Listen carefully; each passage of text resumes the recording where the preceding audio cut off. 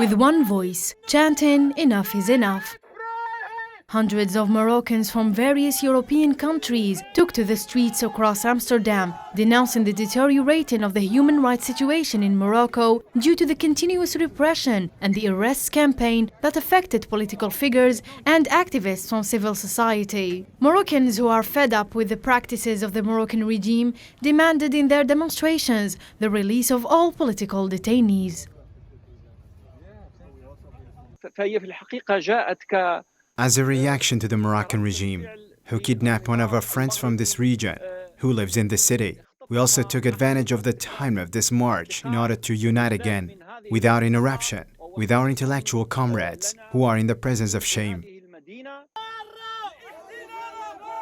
The human rights situation in the kingdom was not the only reason for these protests. Moroccans became vulnerable to hunger due to a deteriorating social situation worsened by a dire economy in the country. Economic figures indicate an unprecedented rise in the food prices, which exceeded 20% in February for the first time in the country's history, while the inflation rate reached 10.1%. We are aware that these marches and these forms of struggle greatly disturb the Merzen regime, as well as confuse it in many international forums. We are not satisfied with the marches, and we do not want to diminish our struggle.